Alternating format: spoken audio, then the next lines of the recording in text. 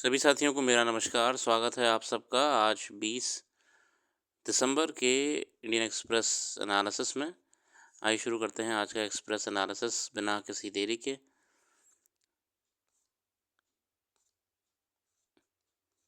India and France sign pact for grand museum in north south blocks. एक नया museum बनाया जाएगा north south block में। It's the largest museum in the world. Central vista के project plan में ये included है। But I think that देश में और मुद्दे भी हैं म्यूजियम ऑडिटोरियम बनाने के अलावा। You will not go on that. आगे बढ़ते हैं। द ब्रिज टू मॉस्को की रशिया रिलेशंस को लेकर है, इंडिया रशिया रिलेशंस को लेकर, जो कि अब इस नए डिप्लोमेटिक शिफ्ट में और मायने रखते हैं। और मैं यहाँ पे क्या बात कर रहा हूँ, मैं यहाँ बात कर रहा हूँ एक तो ऑलरेडी यूक्रेन रशिया वॉर के चलते रशिया ग्लोबल स्टेज पे अलग थलग हो रहा है। अब ये सीरिया में जो हुआ रिजीम चेंज, इसको लेके भी और अब यूएसए डायरेक्टली रशिया की तरफ अटैक कर रहा है। इसके अलावा जो अभी एक अर्थव्यवस्था चल रही है, इकॉनमी, ग्लोबल इकॉनमी, इसमें चाइना रशिया की तरफ इंक्लाइंड है। तो रशिया का सिग्निफिकेंस अभी बहुत मुद्दों पे ज़्यादा बनता दिख रहा है। ठीक है। और रशिया ने ये दिखा दिया है कि यूरोप क्या है, यूरोप इतना सही तो है, अपने आप को ज़बरदस्ती कॉन्टिनेंट घोषित करा हुआ है। अगर आप थोड़ा रिसर्च करेंगे इस बारे में, यूरोप ने अपने आप को ज़बरदस्ती कॉन्टिनेंट घोषित करा हुआ है। इट इज़ जस्ट रशिया या फिर एशिया। ठीक है। मैं एक पढ़ रहा था आर्टिकल, बहुत बढ़िया आर्टिकल था, वो फॉरेन मैगजीन में था। उसमें मेंशन था कि एक उनका व्यू था अपना ऑथर का कि ईस्टर्न यूरोप कुछ नहीं होता है, इट इज़ सेंट्रल एशिया। ये डिमार्केशन कर दिया है अपने आप कुछ ग्लोबल देशों ने। It's totally baseless. अब इसी को लेकर रशिया का सिग्निफिकेंस बढ़ता जा रहा है। रशिया ने लगातार ये साबित कर दिया है कि it is dominating various aspects of diplomacy. उस पर आएंगे। पहले हम पढ़ते हैं जो अभी कल यूएस फेडरल रिजर्व का मीटिंग हुआ था, उसके बाद बाज़ार में असर देखने को मिला। On Wednesday, last meeting of the calendar year, the US Federal Reserve cut interest rate by 25 basis points. It was expected the target range for federal funds rate is now at 4.5%. The Fed forward guidance was, however, distinctly hawkish. It was now projected to only do 2 rate cuts next year. अब अगले साल सिर्फ जो 4 मीटिंगें होती हैं उसकी जगह दो ही रेट कट करेंगे. In fact, Fed Chairman Jerome Powell acknowledged that the decision to cut rates was a closer call. देखिए, इससे ना पूरी मार्केट रेगुलेट होती है। इंटरेस्ट रेट्स आगे पीछे होने से मार्केट में कितना लोन डिस्पर्स होगा, कितना पैसा फ्रीली बैंक्स के पास होगा मार्केट में लिक्विडेट करने के लिए, ये सब मैटर करता है। फेडरल रिजर्व या आरबीआई जैसे बैंक्स हमारे क्या क्या इंटरेस्ट रेट्स प्रोवाइड कराते हैं बैंक्स को, और इसका असर फिर मनी स्पेंडिंग, परचेजिंग, क्रेडिट, इन सब पे देखने को सीधे तौर पे हमें मिलता है। Inflation has been stubbornly high. As per the projections accompanying the December inflation as measured by personal consumption expenditures, is now expected by Fed officials to be at 2.5% in 2025, as opposed to early expectation 2.5%. In 2024, inflation is at 2.4%. Assessment of future policy rates and the inflation trajectory will also have to factor in changes in policy under a new White House administration. अभी overall markets में असर पड़ता है क्योंकि US कहीं ना कहीं आज भी ग्लोबल करेंसीज को और ग्लोबल ट्रेड को लीड कर रहा है। चाइना तो कर ही रहा है मैन्युफैक्चरिंग में, मगर पॉलिसीज़ में तो यूएस जो पॉलिसी बनाता है वो एकदम से मार्केट में वाइब्रेशन सेट कर देती हैं।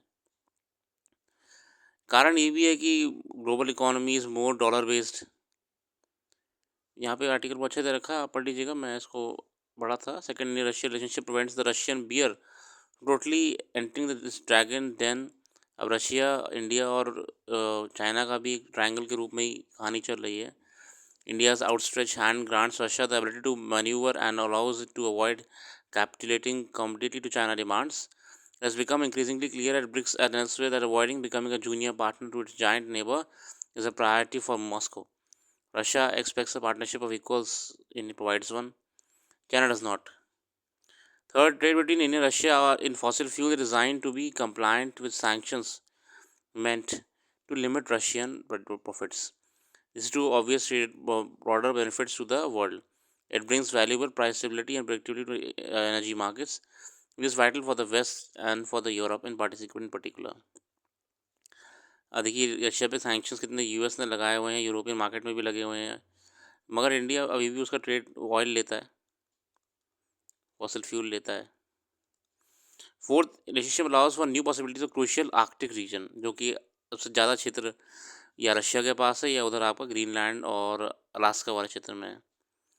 That India's increasing strategic presence in the Arctic in partnership not just with Russia but also with European and Nordic friends, a new Russia-China axis would have shaped the region's future.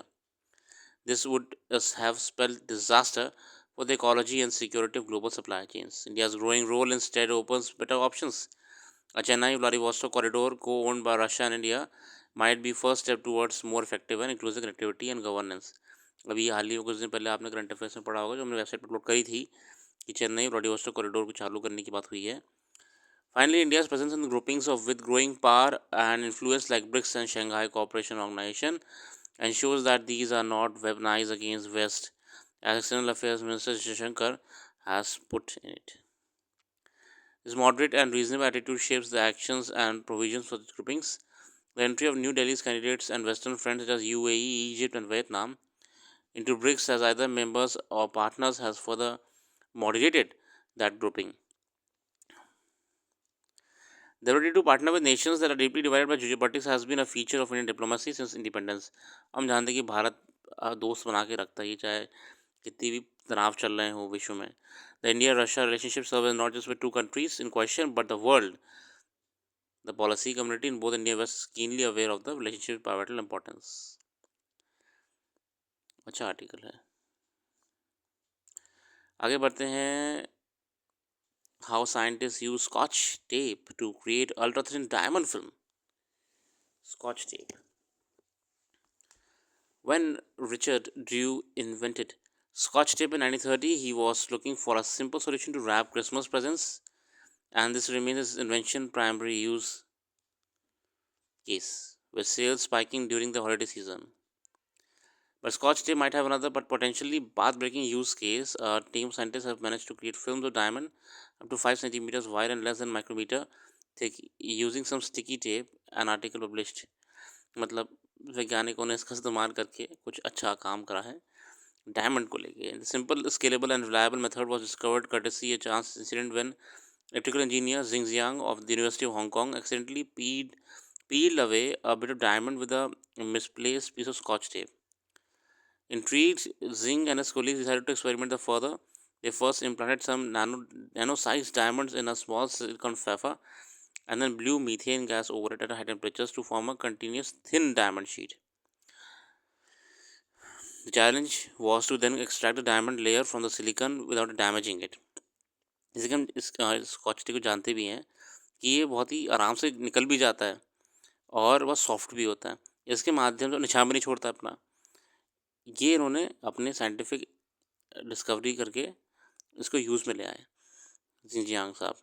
Scientists have similarly utilized Scotch tape to create thin materials before, including graphene, a sheet of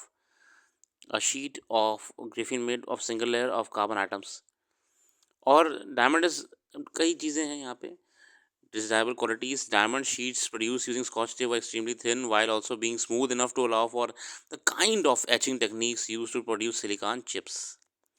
और silicon chips में भी ये आपका फ़ायदेमंद रहने वाला है. The film's flat workable surface supports standard micro manufacturing techniques, and then their ultra flexible nature allows for direct elastic strain engineering and deformation sensing applications. बढ़िया है. फ़िलहाल ये साइंटिस्ट लोग ऐसे ही आविष्कार करते हैं और नए नए तरीके निकालते हैं अपने काम को अंजाम पहुंचाने के लिए. अब मैं सुप्रीम कोर्ट का कोकोनट ऑयल को लेके आया है ये टैक्स को लेकर कि इसको कैसे जीएसटी में टैक्स करा जाएगा. ये एडिबल ऑयल कैटेगरी में आ रहा है या फिर ये सिर्फ यूज़ हो रहा है अदर पर्पस के लिए. Is coconut oil an edible oil और hair care product? After judiciary at several levels, बहुत लंबी डिस्कशन के बाद ये फैसला लिया गया है। Case before supreme court in 2007 में क्या हुआ? Central excise authorities issued show cause notice to Madhan agro industries, a company has sold coconut oil in packets of 5 ml to 2 liters, proposing to impose a higher tax, classifying the oil as a hair care product. On Madhan Agro challenge, the custom excise sestat in Chennai held that उसने कहा कि coconut oil was an edible oil, not a hair care product. तो company ने कहा भैया तो edible oil में आता है, ये हेयर केयर प्रोडक्ट में नहीं आता है। Tribunal pass similar orders and challenges involving several Puducherry based companies sold coconut oil in small containers. अब टॉप कोर्ट ने क्या कहा? 2018 में बेंच में केस किया ये, तो कॉमन पैरेलेंस टेस्ट करा गया and held that coconut oil is oil sold in small packages is understood in the market by dealers consumer as a hair oil and must be taxed as such. और पहले 2018 में ये कहा गया नहीं भैया हेयर ऑयल है ये। He also rejected that applications of common parlance test in this case, saying that tests could only be applied when product is not clearly defined or specifically dealt with. The mere fact that coconut oil also as a cosmetic or toilet preparations by itself would not be sufficient to exclude it from the ambit of coconut oil and subject to classification as a hair oil. आगे देखते हैं common parlance test ने क्या कहा है? The test is employed when goods and products can be reasonably classified under the 2 different taxing entries. अगर आप मान लीजिए कन्फ्यूज़ हो रहे हैं कि प्रोडक्ट ए है, वो हम किस कैटेगरी में रखेंगे उसे टैक्सिंग करने के लिए, तो यहाँ पे कॉमन पार्लेंस टेस्ट होता है। मई 23 में the supreme court held that homeopathic hair oil should be classified as medicament and tax at a lower rate under the set act and should not be included under the cosmetic or toilet preparations. In 2022, the Supreme Court considered whether anardana should be included in the edible fruit and nuts or oil seeds and oleaginous fruits. Miscellaneous grains, seeds, and fruits, it held that seeds fall under the latter heading because they are known to be used for sowing in common parlance, while pomegranate is consumed as a fresh fruit. बढ़िया है। तो आगे बढ़ते हैं। रुपी की कीमत लगातार गिरती जा रही है, एज लो एज 85.01, और यूएस फेड रिजर्व का प्राइस चेंज होने से, इंटरेस्ट रेट चेंज होने से मार्केट में धक्का पड़ा, 1% का गिरावट देखने को मिला है, जिससे करोड़ों का नुकसान कहा जा रहा है, मगर वो इतनी जल्दी दिखता नहीं है। धीरे धीरे आपका कुछ ना कुछ चेंजेस दिखिए, मार्केट तो फ्लक्चुएट करती ही है। फिलहाल हम इकोनॉमिक्स में नहीं जाएंगे, अभी हम आज के लेते रखते हैं, कल फिर आएंगे नई वीडियो के साथ। जुड़े रहिए और आप हमारी वेबसाइट पे और करंट अफेयर्स को डिटेल में पढ़ सकते हैं, लिंक डिस्क्रिप्शन मौजूद है, एक बार जाकर जरूर देखिएगा। Thanks for giving a precious time. Have a very very very nice day.